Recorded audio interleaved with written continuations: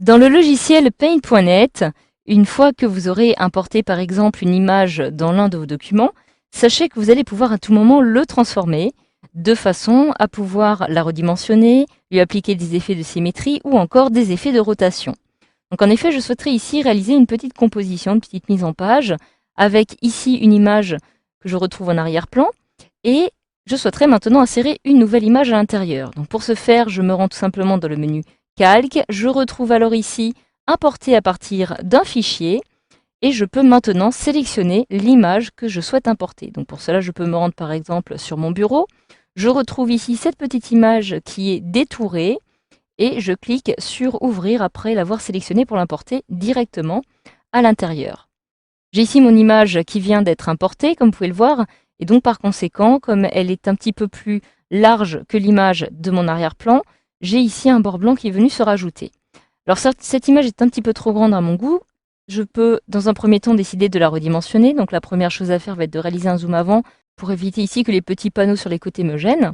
Et donc pour la redimensionner, vous voyez ici que lorsque vous sélectionnez une image, donc en cliquant dessus, vous allez avoir automatiquement cet outil qui va être sélectionné. Il s'agit de l'outil de la flèche qui va vous permettre de déplacer des pixels sélectionnés. Vous pouvez d'ailleurs y accéder à l'aide de la touche M.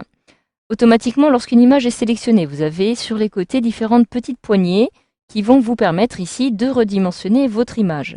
Alors vous voyez que je peux décider de la redimensionner par exemple en ce qui concerne sa largeur. Donc je clique sur cette petite poignée au niveau de la petite main, je maintiens mon clic enfoncé, je peux ici la redimensionner de cette façon pour venir la placer ici au niveau de mon image d'arrière-plan.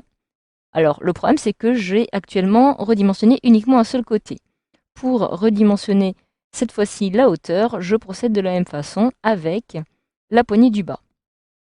Alors si vous souhaitez conserver les proportions, le mieux est évidemment d'utiliser la petite poignée qui se trouve ici en diagonale, et lorsque vous cliquez dessus, vous allez pouvoir la redimensionner en ajustant à la fois la hauteur et la largeur. Si de la même façon vous maintenez la touche Maj enfoncée, vous allez voir que vous allez éviter de la déformer. Donc en effet, je peux la redimensionner ici comme je souhaite. Si je maintiens la touche Maj enfoncée, je vais redimensionner cette image, toujours en conservant ses proportions. Donc voilà, je peux ainsi, par exemple, m'arrêter à ce niveau-ci. Une fois que cela est fait, j'ai toujours cet outil qui va me permettre de placer mon image où je souhaite sur mon document, donc par exemple ici, comme ceci. Et maintenant, une fois que cela est terminé, ce que je souhaiterais faire, c'est venir faire retourner tout simplement cette petite image de l'autre côté. Donc toujours, lorsque cette image est sélectionnée, il me suffit maintenant de me rendre tout simplement dans Images, et j'ai ici un certain nombre de possibilités qui me sont proposées. Pour la retourner, donc réaliser un effet de symétrie, je me rends ici sur retourner horizontalement ou retourner verticalement, évidemment en fonction de ce que je souhaite obtenir. En ce qui me concerne, je clique sur retourner horizontalement et je viens ici de faire pivoter mon image de cette façon. Donc comme vous pouvez le voir, j'ai maintenant le bras qui commence ici de l'autre côté. Donc voilà, donc maintenant si vous souhaitez appliquer un effet de rotation, cette fois-ci vous allez pouvoir le faire de façon à faire pivoter votre image. Admettons ici que je souhaite appliquer une rotation de cette image-ci, donc en fait de l'intégralité de mon document. Il me suffit de me rendre tout simplement dans Images et je peux ici décider de lui appliquer une rotation horaire, donc de 90 degrés à droite, anti-horaire, donc de 90 degrés vers la gauche, ou alors faire pivoter de 180 degrés. Donc je vais ici choisir, par exemple, faire pivoter de 90 degrés à gauche, et automatiquement j'ai la rotation qui a ici été appliquée.